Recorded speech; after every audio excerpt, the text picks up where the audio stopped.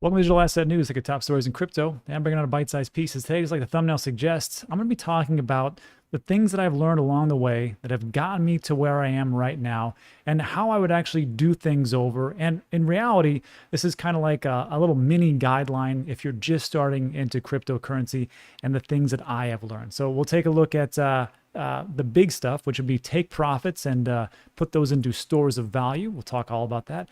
Some of the biggest gainers in the crypto market throughout the years. We're going to talk about crypto death, the naysayers that are out there, and there is never a shortage of those.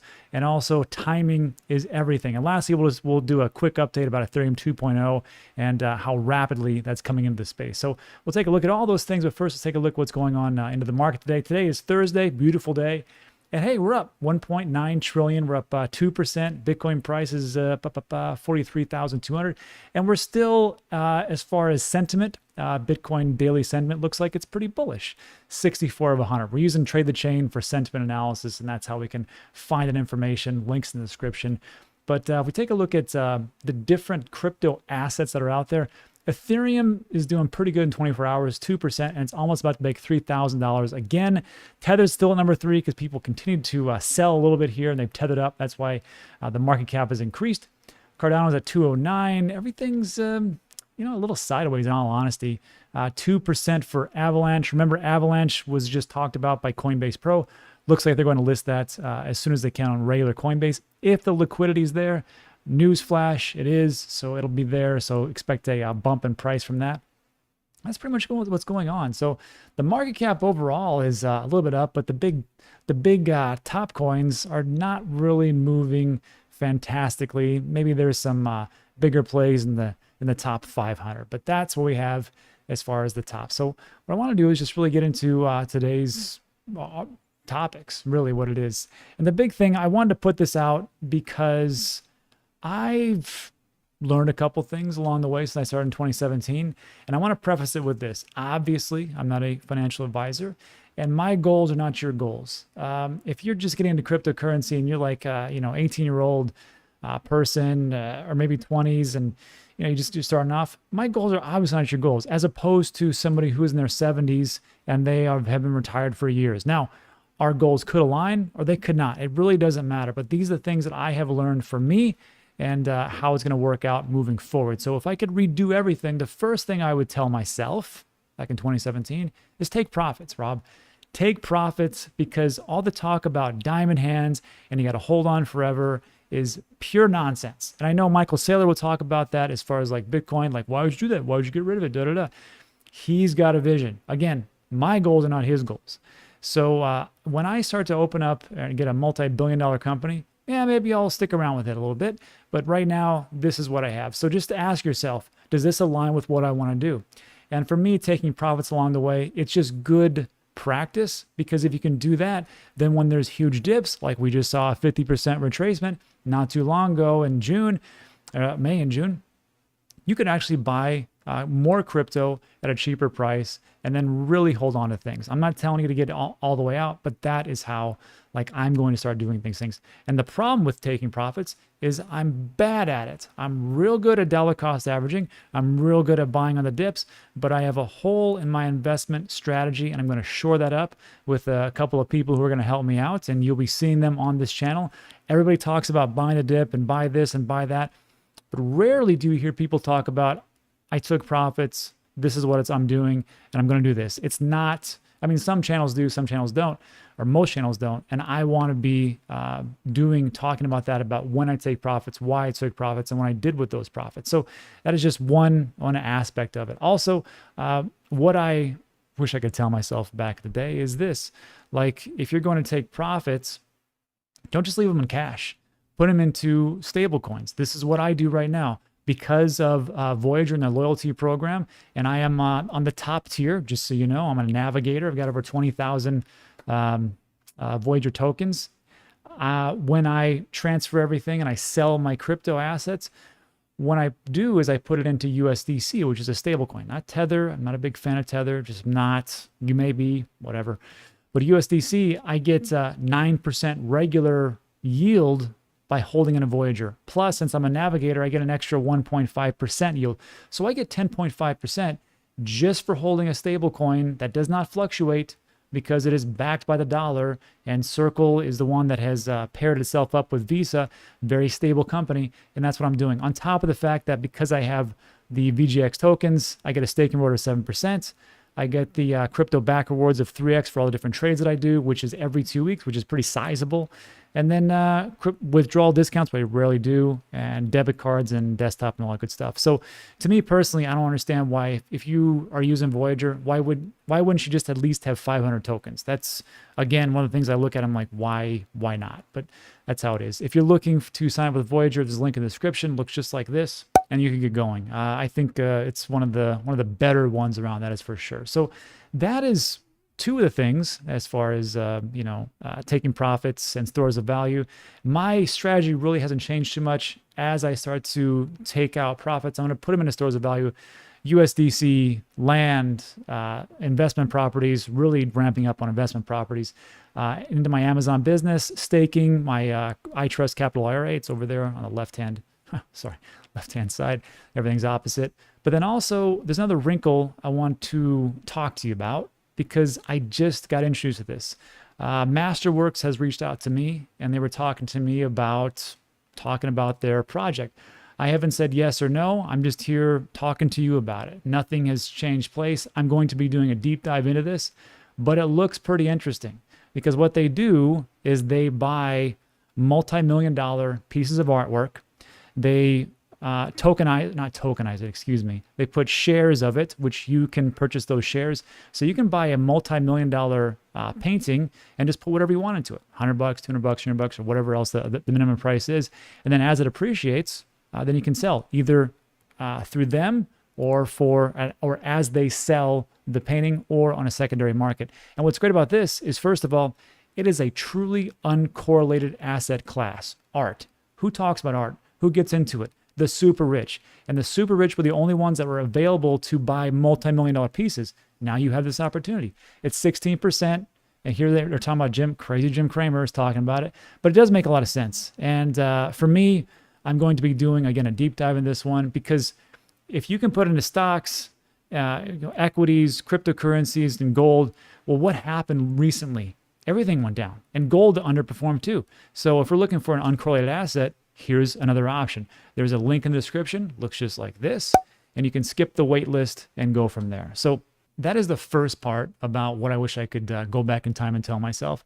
And the second thing I wish I could tell myself is just talk about the biggest gainers. And to me, when I look at things, the biggest gainers since 2017 on have been all the ones that are kind of in a bubble. Let's just be honest. So in the beginning of 2017, the big gainers were ICOs. And then later on, it was all about yield farming. And then later on, it was all about meme coins, and Dogecoin and everything else. And then lately, it's been all about NFTs. Now, did all these projects go to the moon? Yeah, they did. Did they stay there? No, they did not. And especially the ICOs and things like that. I'm not saying NFTs are going to pop tomorrow and that they're all going to pop, but I just cannot believe that every single NFT that is being bought out there for 3, 5, 10 ETH, which is, $30,000, $100,000, $200,000 and up, is going to stay at that massive valuation. So there's one thing I could say. If you're, again, my goals, not your goals, if you're more on the risky side, this is something to get into, and then flip those types of things and make profits. That is not investment advice. That's just investment opinion. But if I could go back, wish I could tell myself, like, hey, Rob, maybe we should look at some of these outliers. So there is that. And then also, another big thing that I wish I could go back and tell myself is that crypto is never going to die. It's just not. And when I got in 2017, there was talk about everything going to zero and crashing to zero. And even people would come out. Since I was new, I didn't really understand it. But now we are so far along. We have, for Pete's sakes, we've got El Salvador using it as legal tender. We've got BlackRock investing into Bitcoin mining. BlackRock is a $9 trillion assets under management. We've got JP Morgan, who is offering cryptocurrency. We've got different, huge banks getting into it. A load up of ETFs is being pushed to the SEC. And there's just so many things going on. And like I said, the NFT part is actually going global.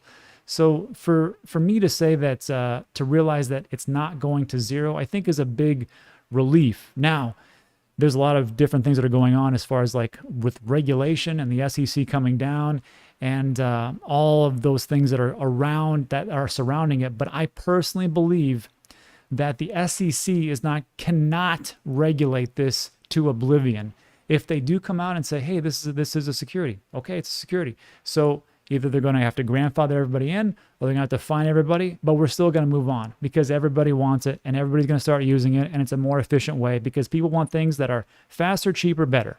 And if you can get those types of things in cryptocurrency, then why wouldn't you get onto it? You can't stop what's already been, the genie's out of the bottle, as Digital Dave likes to say. So that is the one thing. Also, people talk about, well, what about the nodes and things like that for Bitcoin itself? Did you know that there is a satellite launched by Blockstream that transmits Bitcoin all around the globe 24/7, 365? So even if the nodes all shut down, which would never happen anyhow, we got blockchain in space. So I just thought that was interesting to bring to everybody's attention. Again, I don't think that Bitcoin or I can't say any, I can't even say most, all cryptocurrencies are going to zero. Let me say this.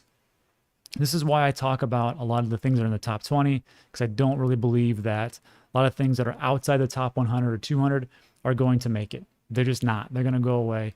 And that's just how I see things. There's not enough. I don't think there's not enough space for this. I think a lot of things are going to crash down. And that's why I try to be safe. Again, that's my goals. Your goal could be like, hey, I want to invest in number 500. Go right ahead. Just do your own research. And then also, another big thing to talk about is the naysayers, which is like there is no shortage of naysayers coming out saying it's going to die, it's going to go away. It's kind of like what we just talked about before. But I wanted to really dig down into this because I remember in 2017 when everything went up and then everything crashed down. We had crypto winter for 3 straight years. There was a bombardment of people going, that was fun, this will never come back. And this was in like crypto chats, crypto videos, people who were involved in the cryptocurrency space were saying it was going to die. There's no shortage of naysayers, which was, to me, was like, well, I don't understand how that could actually happen. So when you see things come about, just realize that there's people out there that just don't want this to succeed. They don't want it to actually happen, and they think it's all going to go down. I mean, that's just pretty much par for the course. And then lastly, timing is everything. And I think, in all honesty, if I had to do it all again, I would say, well, first of all, I'd say, Rob, only invest in 2017 early part and then sell everything in December. That's what I would say, obviously.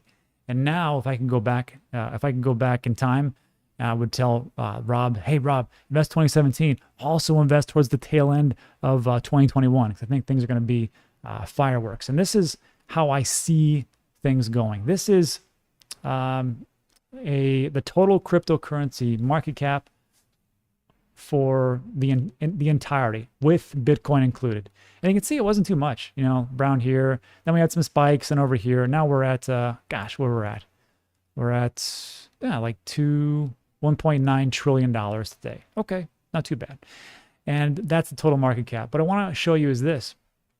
If you take a look at the market cap between 2014 to the end of 2017, this is the market cap. And it went all the way up here, right? Nice big push. But what I want you to notice is this. See this market cap here is going on this? See this big dip right here? You know when that was? July, and another big dip here in September. And now what I want you to show you is from 2018 to now. See these big dips right here? When is this? This is also July 2021, and this is also September 2021. So again, we had a dip and a dip in July and September, hockey stick. And over here, we had a dip and a dip, and I expect a big hockey stick. Now, I could be wrong, but I think that's where things are going. And that is what I'd like to tell my former self of what to do. And also the big thing I would say is, if this was available, I would just go to danteachescrypto.com. This is where you can learn the basics of cryptocurrency, why Bitcoin is valuable, why altcoins are valuable, investment strategies, things that I would do, safety, how to store your crypto, how to send your crypto, how to make your cryptocurrency work for you passively. That's all over at Dan Teaches Crypto. 100% free. It's as simple as that. So look, that's what we have. And then the last thing I will talk about is just a little bonus, which is that Ethereum is going to come out with ETH 2.0, but don't get excited yet. Let me just read this to you real quick. So ETH developers have confirmed that the Altair is now scheduled to take place on the 27th of October. And everybody's like, great, ETH 2.0 is here. No, it's not. It's just the second part. Part of the process in the transition is the first mainnet to the beacon chain, Altair, scheduled to take place at Epic 74240. Everybody says, it's Epic or Epoch or Epic, whatever. That's how I say it. So if we take a look at, this is from ethereum.org, just so you know, as far as the ETH 2.0 upgrades, the beacon chain is the first part, and that's live right now. The merge, which is estimated 2021, that's what they're talking about. And then the shard chains aren't coming until 2022, and I believe it's late 2022. So don't think that ETH 2.0 is here yet. I am waiting for it because I've got a ton of Ethereum, and that's just how it goes. So look, that's it for today. So if you found some value of it, well, first of all, if you stuck with me all the way in, thanks, I appreciate it. If you like that video, give it a thumbs up. Also consider subscribing. I think we talk about our time sensitive, but this one was a little bit more off topic, but I think it was important. So that is it for today. Thanks so much for watching, and I'll see you on the next one.